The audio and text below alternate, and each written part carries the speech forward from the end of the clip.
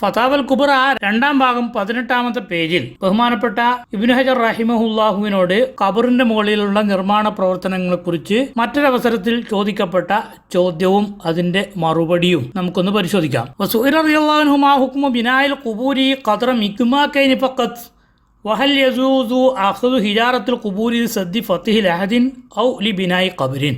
ഖബർ രണ്ട് വരി മാത്രം നിർമ്മിക്കുന്നതിന്റെ വിധി എന്താകുന്നു? മാ ഹുക്കുമു ബിനായിൽ ഖുബൂരി, ഖബർ നിർമ്മിക്കുന്നതിൻ്റെ വിധി എന്താണ്? ഖദ്റ ഇദ്മാക്കനി, രണ്ട് വരി മാത്രം. അതാണ് ഒരു ചോദ്യം.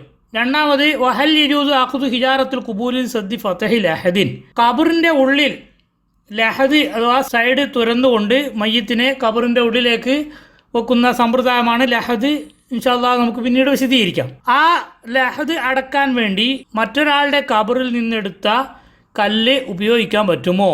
ഔലി ബിനായ ഖബറിൻ, ഖബർ നിർമ്മിക്കൽ അനുവദനീയമായ ചില സന്ദർഭങ്ങൾ നാം മുമ്പ് വിവരിച്ചിട്ടുണ്ട്. അത്തരം സന്ദർഭങ്ങളിൽ ആ ഖബറിനെ നിർമ്മിക്കാൻ വേണ്ടി മറ്റൊരാളുടെ ഖബറിൽ നിന്നെടുത്ത കല്ലുകൾ ഉപയോഗിക്കാൻ പറ്റുമോ എന്നാണ് ചോദ്യം. വളരെ സിമ്പിളായ ചോദ്യമാണ്. അതിന് ബഹുമാനപ്പെട്ടവർ നൽകിയ മറുപടിയാണ് നാം നന്നായി ചിന്തിക്കേണ്ടത്. രണ്ട് വരി ചോദ്യത്തിന് രണ്ട് വരിയിൽ ഉത്തരം പറയാമായിരുന്നു.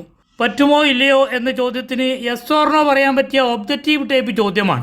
രണ്ട് വരി മാത്രം ഖബർ നിർമ്മിക്കാൻ പറ്റുമോ, പറ്റില്ല അല്ലെങ്കിൽ പറ്റും എന്ന് പറഞ്ഞുകൊണ്ട് ബഹുമാനപ്പെട്ടവർക്ക് നിർത്താമായിരുന്നു. അതുപോലെ ഖബറിന്റെ ലഹദ് അടക്കാൻ വേണ്ടി മറ്റൊരു ഖബറിന്റെ കല്ലെടുക്കാൻ പറ്റുമോ, പറ്റില്ല അല്ലെങ്കിൽ പറ്റും, രണ്ടിലൊരു മറുപടി ഒബ്ജക്റ്റീവ് ടൈപ്പ് മറുപടിയിൽ ഒതുക്കാമായിരുന്ന മറുപടിക്ക് ബഹുമാനപ്പെട്ടവർ പറഞ്ഞ മറുപടി നാം നന്നായി ചിന്തിക്കുകയും ആലോചിക്കുകയും ചെയ്യേണ്ടതാകുന്നു. ഫഅജാബ ബിഖൗലിഹി ലാ യജൂസു അലൽ മുഅ്തമദി ബിനാഉൽ ഖബ്രി ഫിൽ മഖ്ബറത്തിൽ മുസബ്ബല. നിങ്ങൾ ചോദിച്ച ചോദ്യം മുസബ്ബലായ മഖ്ബറകളിൽ ഖബറിന്റെ മുകളിൽ ഒരു നിർമ്മാണം എന്ന് പറയുന്നത് നമുക്ക് അവലംബിക്കാൻ പറ്റുന്ന അഭിപ്രായങ്ങളിലെല്ലാം വെച്ച് നോക്കിയാൽ അനുവദനീയമേ അല്ല. ലാ യജൂസു സവാഉൻ അളഹറ ബി ബുൻയാനിഹി തദീഖുൻ ഫിൽ ഹാലി അംല. അവിടെ നിർമ്മാണ പ്രവർത്തനം നടത്തുന്നതുകൊണ്ട് ഇപ്പോൾ വല്ല പ്രയാസവും ഉണ്ടാവട്ടെ ഇല്ലാതിരിക്കട്ടെ, എങ്ങനെയാണെങ്കിലും മുസബ്ബലായ ഭൂമിയിൽ ഖബറിന്റെ മുകളിൽ ഒരു നിർമ്മാണം അനുവദനീയമേ അല്ല. എന്താണ് മുസബ്ബല്? അത് നാം മുമ്പ് വിവരിച്ചിട്ടുണ്ട്. അല്ലദീ അഅ്താദ അഹ്ലുൽ ബൽദി അദ്ഫന ഫീഹി. ഒരു നാട്ടുകാർ ഒരു സ്ഥലത്ത് ആ നാട്ടിലെ മയ്യത്തുകളെ മറവ് ചെയ്യാൻ വേണ്ടി പതിവാക്കിയിട്ടുണ്ടെങ്കിൽ ആ സ്ഥലത്തിനാണ് മുസബ്ബലായ ഭൂമി എന്ന് പറയുന്നത്. വൈല്ലം യൂറഫ് ലഹ മുസബ്ബിലുൻ, അത് ആരാണ് ആ വഴിയിലേക്ക് മാറ്റിവെച്ചത് എന്നൊന്നും അറിയപ്പെട്ടിട്ടില്ലെങ്കിലും നാട്ടുകാർ മറവ് ചെയ്യുന്നുണ്ടെങ്കിൽ അത് മുസബ്ബലായ ഭൂമിയായി കണക്കാക്കേണ്ടതാണ്. അൽഹഖബിഹി അൽ അസ്റഇയു അൽ മവാത്ത്. ഈ മുസബ്ബലായ ഭൂമിയുടെ അതേ വിധി തന്നെയാണ് പുറമ്പോക്ക് ഭൂമികൾക്കും എന്ന് അസ്റഇ ഇമാമ് പറഞ്ഞിട്ടുണ്ട് എന്നും ബഹുമാനപ്പെട്ടവർ അതിന്റെ കൂടെ കൂട്ടിച്ചേർക്കുകയാണ്. ലിഅന്ന ഫീഹി തദീഖനൽ മുസ്ലിമീന, പുറമ്പോക്ക് ഭൂമിയിലും ഖബറിന്റെ മുകളിൽ നിർമ്മാണ പ്രവർത്തനം നടത്തുന്നത് മുസ്ലിമീങ്ങൾക്ക് ബുദ്ധിമുട്ടുണ്ടാക്കലാകുന്നു. ബിമാല മസ്ലഹത വല ഖർദുൻ ശറഇയ്യും ഫീഹി, ശറഇ പഠിപ്പിക്കുന്ന ഒരു ഗുണവും ഇല്ലാത്ത ഒരു ആവശ്യത്തിന് വേണ്ടി ജനങ്ങളെ പ്രയാസപ്പെടുത്തൽ. ജനങ്ങൾക്ക് പ്രയാസം പല രൂപത്തിലുണ്ടാവും. ഉദാഹരണത്തിന് ഞാനൊരു പള്ളിയിൽ പോയി നിസ്കരിക്കാൻ നിന്നാൽ ആ സ്ഥലത്ത് മറ്റൊരാൾക്ക് നിൽക്കാൻ പറ്റില്ല. അത് ജനങ്ങളെ ബുദ്ധിമുട്ടിക്കലാണ് ഒരർത്ഥത്തിൽ. അങ്ങനെ ഒരു 10 പേര് പള്ളിയിൽ പോയി നിസ്കരിച്ചാൽ ആ 10 ആളുകളുടെ സ്ഥലം എൻഗേജ് ആയി പോവും, അവിടെ വേറൊരാൾക്ക് നിൽക്കാൻ പറ്റില്ല. പക്ഷേ അത് ഒരു ഉപകാരമുള്ള കാര്യമാണ്. നമുക്ക് നിസ്കരിക്കാൻ വേണ്ടി നാം ഉപയോഗപ്പെടുത്തുന്നത് കൊണ്ട് അത് മസ്ലഹത്തിന് വേണ്ടി ഉപയോഗപ്പെടുത്തുകയാണ്. അതുപോലെ ശറഈയ ഒരു ആവശ്യമാണ് നമുക്ക് നിസ്കരിക്കുക, അപ്പോൾ അതിനു വേണ്ടി നാം സ്ഥലം മുടക്കുന്നത് കൊണ്ട് വിരോധമില്ല. പക്ഷേ ഖബറിന്റെ മുകളിൽ നിർമ്മാണ പ്രവർത്തനം നടത്തുക എന്ന് പറയുന്നത് ഒരു നന്മയും ഇല്ലാത്ത പ്രവൃത്തി ആയതുകൊണ്ട് അതിന്റെ മുകളിൽ നിർമ്മാണ പ്രവർത്തനം പറ്റുകയേ ഇല്ല. മാത്രമല്ല ശറഈ അങ്ങനെ ഒരു ആവശ്യം നമ്മളോട് പറഞ്ഞിട്ടില്ല.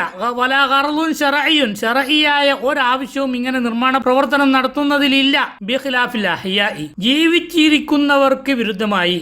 ജീവിച്ചിരിക്കുന്നവർക്ക് വേണ്ടി എന്തെങ്കിലും നിർമ്മാണ പ്രവർത്തനം നടത്തിയാൽ അതുകൊണ്ട് വലിയ കാര്യങ്ങളുണ്ട്. അവർക്ക് അവിടെ താമസിക്കാം, പ്രയാസങ്ങളില്ലാതെ ജീവിക്കാം. പക്ഷേ മരിച്ച ആളുടെ ഖബറിന്റെ മുകളിൽ ഒരു നിർമ്മാണ പ്രവർത്തനം നടത്തുന്നതിൽ ശറഈയായ ഒരാവശ്യവുമില്ല എന്ന് ബഹുമാനപ്പെട്ടവർ അടിവരയിട്ടുകൊണ്ട് നമ്മളോട് പറയുകയാണ്. അപ്പോൾ ഇവിടെ ഖബറിന്റെ മുകളിൽ നിർമ്മാണ പ്രവർത്തനം തന്നെ പാടില്ല, ജായിസാവുകയില്ല എന്ന അഭിപ്രായമാണ് ശരിയായ അഭിപ്രായം.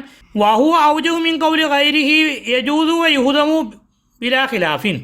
പുറമ്പോക്ക് ഭൂമിയിലാണെങ്കിൽ നിർമ്മാണം അനുവദനീയമാണ്, പക്ഷേ അത് ഉണ്ടാക്കിയാൽ പൊളിച്ചു കളയണം എന്ന വിഷയത്തിൽ തർക്കമില്ല, അതിൽ ആർക്കും പൊളിക്കണമെന്നതിൽ ആർക്കും അഭിപ്രായ വ്യത്യാസമില്ല. എന്നാലും ഉണ്ടാക്കുന്നത് കൊണ്ട് വിരോധമില്ല എന്ന് ചില ആളുകൾ പറഞ്ഞിട്ടുണ്ട്. ആ അഭിപ്രായത്തെക്കാളും അസ്റായി ഇമാമ് പറഞ്ഞ ഉണ്ടാക്കാൻ തന്നെ പാടില്ല എന്ന അഭിപ്രായമാണ് ശരിയായ അഭിപ്രായം. കമാഫിൽ മജ്മുഇ, അത് മജ്മുഇൽ വിവരിച്ചിട്ടുണ്ട്. ഇനി വഇൻകുൽന അൽ ഖറാഹത്തുൽ തൻസീഹി, നബി സല്ലല്ലാഹു അലൈഹി വസല്ലമ തങ്ങൾ ഖബറിൻ്റെ മുകളിൽ നിർമ്മാണ പ്രവൃത്തിയെ നിരോധിച്ചിട്ടുള്ളത് തൻസീഹിന് വേണ്ടിയാണ്, തഹരീമിൻ്റെ കറാഹത്തല്ല, തൻസീഹിൻ്റെ കറാഹത്താണ് എന്ന് പറഞ്ഞാൽ പോലും മുസബ്ബലായ ഭൂമിയിലും പുറംപോക്ക് ഭൂമിയിലും നിർമ്മാണം അനുവദനീയമല്ല എന്നതാണ് പ്രബലമായ അഭിപ്രായം. പിന്നീട് അത് നാട്ടിൽ കുഴപ്പങ്ങൾ ഉണ്ടാകുമെങ്കിൽ വ്യക്തികൾ കൈകാര്യം ചെയ്യരുത്, ഭരണകൂടത്തിൻ്റെ ശ്രദ്ധയിൽപ്പെടുത്തുകയും ഭരണകൂടത്തിൻ്റെ നേതൃത്വത്തിൽ അത് പൊളിക്കുകയും ചെയ്യുകയാണ് എന്നാണ് ബഹുമാനപ്പെട്ടവർ വിവരിച്ചു തരുന്നത്.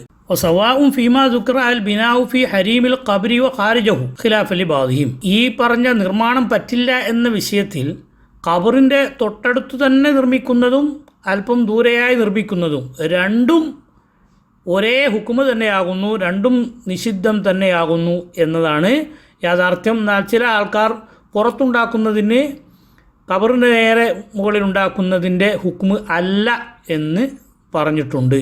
അപ്പോൾ ചില ആളുകൾ ചോദിക്കും, ഇതൊക്കെ മുസബ്ബലായ ഭൂമിയുടെ കാര്യമല്ലേ പറയുന്നത്, അപ്പോൾ മൗഖൂഫായ ഭൂമിയുടെ അവസ്ഥ എന്താണ്? വമിനൽ മുസബ്ബത്തി അൽ മൗഖൂഫത്തു, മുസബ്ബലായ ഭൂമിയുടെ അതേ ഹുക്കുമ് തന്നെയാണ് മൗഖൂഫായ ഭൂമിക്ക്. ബൽ ഔല എന്നല്ല, മറവ് ചെയ്യാൻ വേണ്ടി വഖഫ് ചെയ്യപ്പെട്ട ഭൂമിയാണെങ്കിൽ അവിടെ യാതൊരു കാരണവശാലും ഒരു നിലക്കും അവിടെ നിർമ്മാണ പ്രവർത്തനങ്ങൾ അനുവദനീയമല്ല.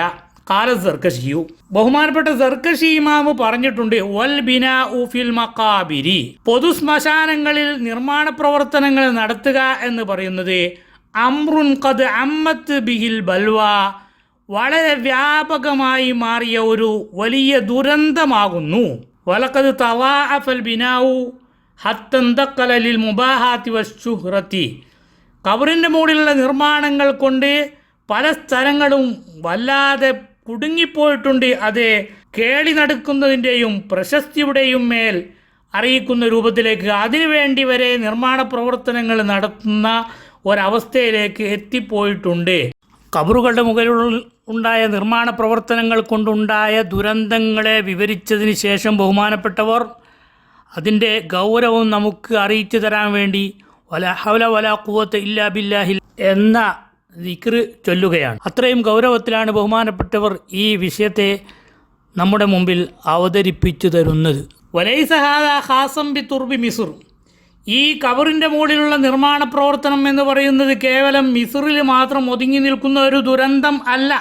ബൽ ഇന്തഖല നദീറു ദാലിക വ അഫ്ഹശു മിൻഹു, ഇതിന് സമാനമായതോ അതിനേക്കാളും പരമമോശമായതോ ആയ നിർമ്മാണ പ്രവർത്തനങ്ങൾ എത്തിച്ചേർന്നിട്ടുണ്ട്. ഇലാ തുർബത്തയിൽ മുഅല്ലാത്തി വൽ ബഖിയെ, മക്കയിലെയും മദീനയിലെയും ഖബർസ്ഥാനുകളായ മുഅല്ലയിലും ബഖീഇലും വരെ ഈ നിർമ്മാണ പ്രവർത്തനങ്ങൾ എത്തിയിട്ടുണ്ട്. ഹത്താ സാറ യഖൗ ഫീഹിമാ മിനൽ മഫാസിദി മാ ലാ യഖൗ ഫീ ഗൈരിഹിമാ, മറ്റ് സ്ഥലങ്ങളിൽ നടക്കാത്ത കുഴപ്പങ്ങൾ, മോശമായ പ്രവർത്തനങ്ങൾ വരെ ഈ നിർമ്മാണ പ്രവർത്തനങ്ങൾ കാരണം മക്കയിലും മദീനയിലും മുഅല്ലയിലും ബഖീയിലും സംഭവിച്ചിട്ടുണ്ട് എന്ന് ബഹുമാനപ്പെട്ടവർ പറയുന്നു. വസബബുഹു, എന്താണ് ഈ നിർമ്മാണ പ്രവർത്തനങ്ങൾക്കൊക്കെ കാരണമായി തീർന്നത്? ഉലാത്തു സൂഇ, ചീത്ത ഭരണാധികാരികളും വഖുലാത്തുൽ ജൂരി, അക്രമകാരികളായ വിധികർത്താക്കളുമാകുന്നു. അപ്പോൾ എവിടെയാണ് ലോകത്ത് മഖ്ബറ ഇല്ലാത്തത് എന്ന് നീട്ടി വലിച്ച് ചോദ്യം ചോദിച്ചുകൊണ്ട് സാധാരണക്കാരെ ആശയക്കുഴപ്പത്തിലാക്കുന്നത് കാണാം. അത് തന്നെയാണ് ഇബ്നു ഹജർ റഹിമഹുള്ള പറയുന്നത്. ലോകത്തെ എല്ലാ സ്ഥലത്തും ഈ ദുരന്തം വ്യാപിച്ചിട്ടുണ്ട്. കേവലം മിസ്റിൽ മാത്രമല്ല, മക്കയിലും മദീനയിലും ഉൾപ്പെടെയുള്ള പല സ്ഥലങ്ങളിലും പൊതു ശ്മശാനങ്ങളിൽ നിർമ്മാണ പ്രവർത്തനങ്ങൾ നടക്കുകയും അതുകൊണ്ട് വലിയ ഫസാദുകൾ മക്കയിലും മദീനയിലും മറ്റെവിടെയും ഇല്ലാത്തത്ര വ്യാപകമായ മോശത്തരങ്ങൾ ഈ നിർമ്മാണ പ്രവർത്തനങ്ങളിലൂടെ ഉണ്ടായിട്ടുണ്ട് എന്ന് ഇബ്നു ഹജർ റഹിമഹുള്ള ഇവിടെ വിവരിച്ചു തരികയാണ്. അപ്പോൾ ഇതിൻ്റെയൊക്കെ പിന്നിൽ പ്രവർത്തിച്ചത് ആരാണ് ഇന്ന് തുടക്കം കുറിച്ചത് എന്ന് വ്യക്തമായി സഹാബത്തുൽ കിറാമല്ല, താബിഈങ്ങളല്ല, മറിച്ച് വുലാത്തു സൂഇ വ ഖുളാത്തുൽ ജൂർ, മോശക്കാരായ ഭരണാധികാരികളും അക്രമകാരികളായ വിധികർത്താക്കളും ഖാദിമാരുമാണ് ഇതിന് നേതൃത്വം കൊടുത്തത്, തുടക്കം കുറിച്ചത് എന്ന് ബഹുമാനപ്പെട്ടവർ അർത്ഥശങ്കക്കിടയില്ലാത്ത രൂപത്തിൽ നമുക്ക് വിവരിച്ചു തരികയാണ്. അപ്പോൾ ലോകത്ത് എല്ലാ സ്ഥലത്തും നടക്കുന്നത് ഇത് മോശമായ പ്രവർത്തനങ്ങളാണ്. മോശമായ രാജാക്കന്മാർ തുടങ്ങിവെച്ച, അക്രമകാരികളായ ആളുകൾ തുടങ്ങിവെച്ച ഈ ദുരന്തത്തെ കാണിച്ചുകൊണ്ടാണ് ലോകത്തെല്ലായിടത്തും മഖബറകളുണ്ടെന്ന് നീട്ടി വലിച്ചുകൊണ്ട് ജനങ്ങളെ കബളിപ്പിക്കുന്നത് എന്ന യാഥാർത്ഥ്യം സാധാരണക്കാരായ ആളുകൾ മനസ്സിലാക്കുന്നത് അവരവർക്ക് നല്ലത്. ഞാൻ നേരത്തെ ഉണർത്തിയതുപോലെ 2 വരിയിൽ പറഞ്ഞു തീർക്കാൻ പറ്റുന്ന ഒരു ഉത്തരത്തിൻ്റെ സ്ഥാനത്താണ് ബഹുമാനപ്പെട്ട ഇബ്നു ഹജർ അൽ ഹൈതമി റഹിമഹുല്ലാ ഇത്രയും വിശദമായി കൊണ്ട് ഒരു നിലക്കും പൊതു ശ്മശാനങ്ങളിൽ നിർമ്മാണ പ്രവർത്തനത്തിന് വകുപ്പ് ഇല്ല എന്ന് ഉറപ്പിച്ച് നമുക്ക് ബോധ്യപ്പെടുത്താൻ വേണ്ടി ഇത്രയും നീട്ടിപ്പരത്തി ബഹുമാനപ്പെട്ടവർ ഉത്തരം പറഞ്ഞിട്ടുള്ളത്.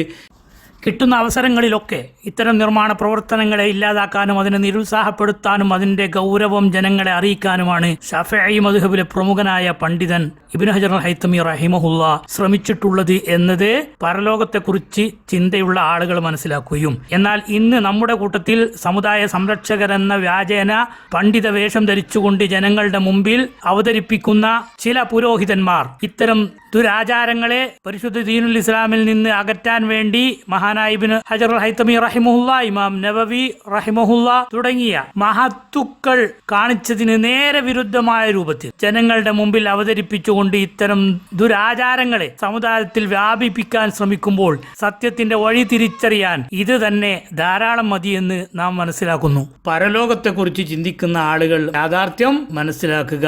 അള്ളാഹു ഹിദായത്ത് നമുക്ക് നിലനിർത്തി തരുമാറാവട്ടെ.